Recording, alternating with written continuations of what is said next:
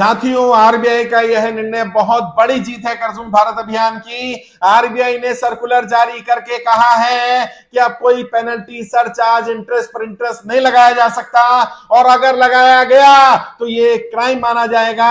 बैंकों को सरचार्ज लगाने का, पेनल्टी लगाने का, पेनल्टी पर इंटरेस्ट लगाने का, ये सब कानून इसलिए दिया गया था ताकि किस्त समय पर आती रहे, लेकिन बैंकों ने इसको कमाई का जरिया बना लिया और किसी की किस्त बाउंस हो जाने पर उसकी ईएमआई में सब कुछ ऐड कर दिया जाता है, उसका पेनल्टी ऐड कर दी जाती है, इंटरेस्ट ऐड कर दिया जाता है, और उस पर फिर चक्रवृद्धि ब्याज शुरू हो जाता है। अब ये नहीं होना है, और 1 जनवरी 2024 से ये सर्कुलर लागू हो जाएगा। हमारी मांग ये है आरबीआई सर्कुलर को तुरंत लागू करे, और जिन लोगों के ऊपर सरचार्ज लगा, पेनल्टी लगी, इंटरेस्ट पर इंटरेस्ट लगाया गया, वो सब भी माफ होना चाहिए, क्योंकि वो नाजायज तरीके से लिया गया और बैंकों की मनमानी चलने वाली नहीं है। मैं समझता हूं ये आरबीआई का डिसीजन कर्ज मुक्त भारत अभियान की बहुत बड़ी जीत है। हम लगातार प्रयास कर रहे हैं, इसलिए आरबीआई ने 100 साल पुराना अपना नियम बदला है, क्योंकि आरबीआई को पता है ये गलत नियम था। लोगों का पैसा नहीं है, तभी तो उनका किस्त बाउंस हो रही है। किस्त बाउंस होने पर उन पर पेनल्टी लगा दी गई, फिर पेनल इंटरेस्ट लगा दिया गया, पेनल्टी को ऐड कर दिया गया ईएमआई में, और फिर उस पर इंटरेस्ट लगाते रहे।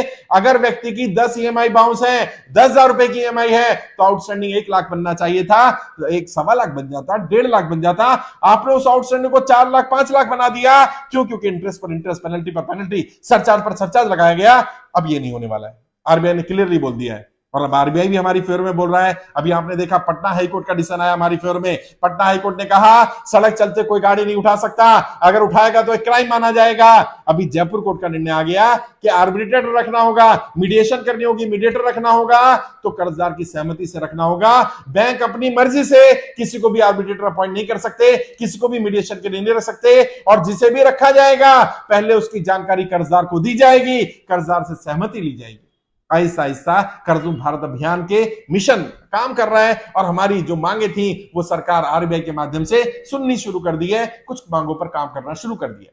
लेकिन हमारी जो मेन मांग है, मुख्य मांग है, हम आरबीआई से अपील कर रहे हैं, मैं आपके माध्यम से आरबीआई से अपील कर रहा हूं, और उसको ज्यादा ज्यादा शेयर करिए। आरबीआई के अधिकारियों को, कर्मचारियों को जानकारी पहुंचनी चाहिए। हमारी मेन मांग ये है, जो लोग कर्जे की दलदल में फंसे हुए हैं, सरकार की गलत नीतियों के कारण कर्जे की दलदल में फंसे हैं, या तो उनका लोन माफ कर दिया जाए, और अगर लोन माफ ना किया जा सके तो कम से कम 2 वर्ष का समय दिया जाना चाहिए। उसमें ना इंटरेस्ट लगेगा, ना पेनल्टी लगेगी, ना सरचार्ज लगेगा, कोई ईएमआई नहीं भरनी 2 साल तक। 2 साल तक व्यक्ति को कमाने दो, अगर वो कमा लेगा तो आपकी किस्त भी भर देगा, आपका समय पर पैसा भी चुका देगा। व्यक्ति पैसा मारना नहीं चाहता है, और जो लोग दुनिया में नहीं रहे, कोरोना के कारण या किसी भी कारण से व्यक्ति दुनिया में नहीं रहा, और आरबीआई ने कहा था 2014 में कि किसी का भी लोन कराया जाएगा तो उसका इंश्योरेंस होना चाहिए। अब आपने क्या किया? उसका एक्सीडेंटल इंश्योरेंस कर दिया, नेचुरल डेथ में मर गया। अब आप कहते हो मैं उसका घर कब्जा कर लूंगा, उसका ऑफिस कब्जा कर लेगा बैंक। क्यों? क्योंकि उसका तो एक्सीडेंटल इंश्योरेंस था, वो तो नेचुरल डेथ से मरा है। ऐसी नाइंसाफी नहीं होनी चाहिए। व्यक्ति दुनिया में नहीं रहा ना, चाहे इस कारण से रहा या उस कारण से रहा। मैं आपसे पूछना चाहता हूं, अगर कोई व्यक्ति दुनिया में नहीं रहा और उसके छोटे छोटे बच्चे, कमाई का कोई साधन नहीं है, क्या ऐसे बच्चों को घर से निकाल दिया जाए? ऐसे बच्चे जिनके सर से पिता का साया चला गया, क्या उनके सर से छत भी छीन ली जाए? क्या ये इंसाफी है? क्या ये नाइंसाफी नहीं है? आप बताइए। और अगर आपको लगता है ये नाइंसाफी है तो आरबीआई को तुरंत इस पर निर्णय लेना चाहिए। आरबीआई के अधिकारी ये बात सुने कि ऐसे लोगों का तुरंत लोन माफ होना चाहिए, इसमें उनकी गलती नहीं है। और अगर इंश्योरेंस नहीं किया तो ये भी बैंक की गलती है। बैंक की जिम्मेदारी बनती थी कि बैंक को इंश्योरेंस करना चाहिए था, और इंश्योरेंस कंप्लीट वाला करना चाहिए था। प्रीमियम ले लिया आपने कंप्लीट वाला, इंश्योरेंस कर दिया एक्सीडेंटल, इंश्योरेंस कर दिया क्रिटिकल इलनेस का। ये नहीं चलेगा साहब। और मैं आप सबसे कहना चाहता हूं, बिल्कुल मत घबराइए। अगर आप कर्जे की दलदल में फंसे हुए हैं, आरबीआई हमारे फेवर में काम कर रहा है, अभी कोर्ट भी हमारी फेवर में काम कर रहा है, और मैं आपको लिख कर दे सकता हूं, वित्त मंत्रालय, भारत सरकार को भी हमारे पक्ष में काम करना पड़ेगा, हमारे पक्ष में निर्णय लेना पड़ेगा, क्योंकि हमारी मांग जायज है। हम कोई नाजायज मांग नहीं कर रहे। हमारी मांग क्या है? हमारी मांग है जो सरकार की गलत नीतियों के कारण, नोटबंदी, जीएसटी, लॉकडाउन के कारण, व्यापार बंद हो जाने, नौकरी छूट जाने के कारण जो लोग कर्जे की दलदल में फंसे, उनका लोन माफ कर दो यार। बड़े बड़े उद्योगपतियों को राहत दी जाती है, लाखों करोड़ों रुपया लोग लेकर भाग जाते हैं, उनका लोन अंडरराइट कर जाता है, राइट ऑफ कर जाता है, अलग अलग माध्यम से उनको लीन पीरियड दे दिया जाता है, उनकी मदद की जाती है। आम जनता, आम व्यापारी की भी मदद कर दो। व्यापारी बहुत परेशान है, और लोग कर्जे कारण सच में बहुत परेशान है। अभी 8,10,000 से ज्यादा लोग कर्जा मुक्ति अभियान में जुड़ चुके हैं। लोग बता रहे हैं स्थिति बहुत खराब है, वो अपना घर चलाए, कैसे कैसे जिंदा रह रहे हैं, और बैंक उन्हें प्रताड़ित कर रहा है, रिकवरी वाले प्रताड़ित कर रहे हैं। अब ये बदमाशी नहीं चलेगी बैंकों की। और मैं आरबीआई को धन्यवाद देना चाहूंगा। और आप सबके माध्यम से, ये मेरी जीत नहीं है साहब, ये हम सबकी जीत है, ये आपकी जीत है, आपके उस विश्वास की जीत है कि आपने भरोसा किया कि हाँ वाकई एक व्यक्ति मेहनत कर रहा है, हमें उसका साथ देना चाहिए, सपोर्ट करना चाहिए।